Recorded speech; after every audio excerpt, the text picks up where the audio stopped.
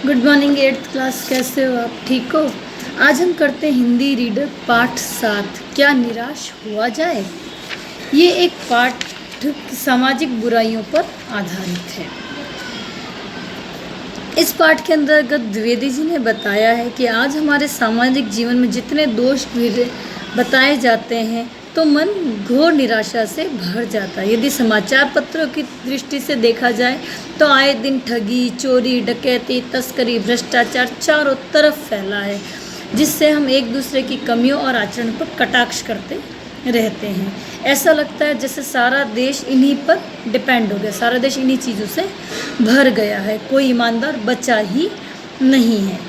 लेखक का कहना है कि किसी मान्य व्यक्ति के द्वारा यह कहा जाए कि समाज में कोई व्यक्ति चैन से नहीं रह सकता या किसी काम को हाथ में न ले, लेकिन आज हमारा कर्तव्य है कि हम हर एक काम को आराम से, तरीके से, सफाई से और ईमानदारी से करें।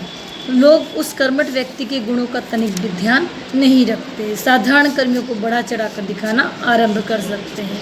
ऐसा कोई भी शायद ही प्राणी होगा जिसमें कोई ना कोई कमी नहीं है। ठीक है। लेखक ने बताया है कि भारतीय समाज का वर्तमान स्वरूप में गहरी निराशा पैदा करने वाला है। समाचार पत्र चोरी, डकैती, झूठ, भ्रष्टाचार से संबंधित खबरों से भरे हुए हैं। लोग एक दूसरे पर दोषारोपण ही करते रहते हैं।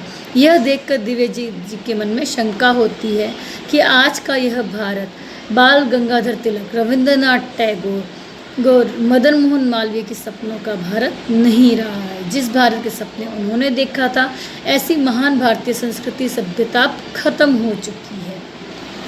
उनका मानना है कि आज समाज का वातावरण ऐसा है जिसमें ईमानदारी, परिश्रम से जीवन बिताने वाले निर्बल और सीधे साधे लोगों का जीवन कष्टमय हो चुका है।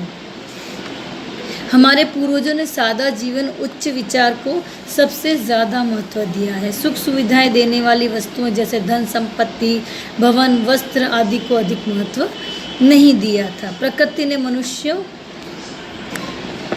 के मन में लोभ, लालच, मोह, कामनाएं आदि भावनाएं पैदा की, लेकिन मनुष्य ने इनका गलत उपयोग किया।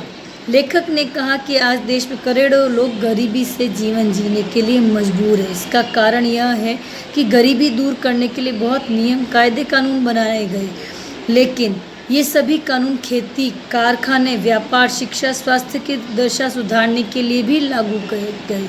इन कानूनों के अनुसार काम करने की जिम्मेदारी विभागों और अधिकारियों को करनी गई, जिनका आरोप दोषपूर्ण होता था।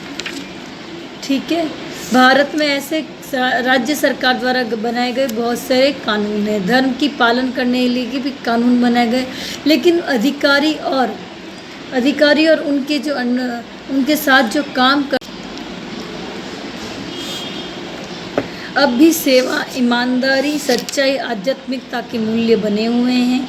ये दब अवश्य गए, लेकिन नष्ट आज भी नहीं हुए, क्योंकि कहीं ना कहीं हमारे अंदर आज भी एक मनुष्य जिंदा रहता है।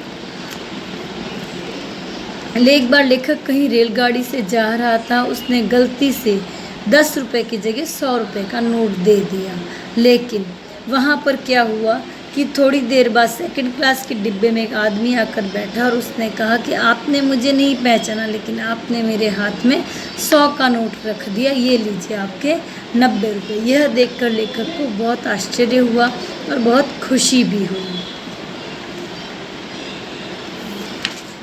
ठीक है। अब आप इस पाठ को बहुत अच्छे से पढ़ोगे, समझोगे और फिर इसका अभ्यास कार्य अपनी किताब में करोगे, क्योंकि आप पाठ नहीं पढ़ोगे तो आपको पाठ समझ भी नहीं आएगा।